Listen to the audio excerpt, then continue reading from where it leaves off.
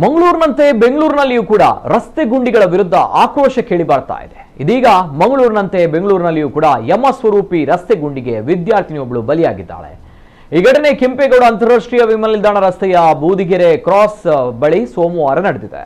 ರಸ್ತೆ ಗುಂಡಿ ತಪ್ಪಿಸುವ ಯತ್ನದಲ್ಲಿ ತನುಶ್ರೀ 22 ವರ್ಷದ ತನುಶ್ರೀ ಅವರು ಟಿಪ್ಪರ್ ಲಾರಿಗೆ ಡಿಕ್ಕಿ ಹೊಡೆದು ಮೃತಪಟ್ಟಿದ್ದಾರೆ. ತನುಶ್ರೀ ಬಿಕಾಂ ಓದ್ತಾ ಇದ್ರು. ಬೆಳಿಗ್ಗೆ ದ್ವಿಚಕ್ರ ವಾಹನದಲ್ಲಿ ಕಾಲೇಜಿಗೆ ಹೋಗ್ತಾ ಇದ್ದಾಗ ಈ ದುರ್ಘಟನೆ ನಡೆದಿದ್ದು. ಬೂದಿಗೆರೆ ಕ್ರಾಸ್ ಬಳಿ ರಸ್ತೆ ಗುಂಡಿ ಬಿದ್ದು ಸಂಪೂರ್ಣ ಹಾಳಾಗಿದ್ದು, ಅದೇ ಮಾರ್ಗವಾಗಿ ದ್ವಿಚಕ್ರ ವಾಹನದಲ್ಲಿ ಹೋಗ್ತಾ ಇದ್ದ ತನುಶ್ರೀ ರಸ್ತೆ ಗುಂಡಿ ತಪ್ಪಿಸಲು ಬಲ ಬದಿಗೆ ವಾಹನ ಚಾಲನೆ ಮಾಡಿದ್ದಾರೆ.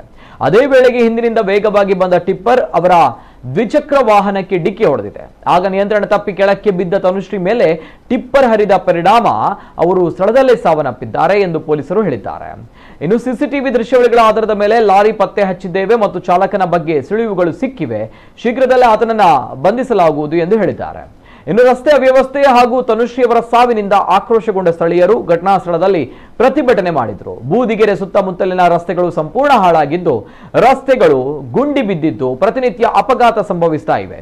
ಆದರೂ ರಸ್ತೆ ಗುಂಡಿಗಳನ್ನ ಮುಚ್ಚಿಲ್ಲ. ವಿದ್ಯಾರ್ಥಿನಿ ತನುಶ್ರೀ ಸಾವಿಗೆ ರಸ್ತೆ ಗುಂಡಿಗಳೇ ಕಾರಣ ಎಂದು ಪ್ರತಿಭಟನಾಕಾರರು ಆಕ್ರೋಶ ವ್ಯಕ್ತಪಡಿಸಿದ್ರು. ಬೆಂಗಳೂರಿನಲ್ಲಿರುವ ಬ್ಲಾಕ್ ಬಕ್ ಸಂಸ್ಥೆಯ ಸಿಇಒ ರಾಜೇಶ್ ಯಬಾಜಿ ಅವರು ಎಕ್ಸ್ನಲ್ಲಿ ಬೆಂಗಳೂರು ತೊರೆಯುವುದಾಗಿ ಟ್ವೀಟ್ ಕೂಡ ಹಂಚಿಕೊಂಡಿದ್ರು.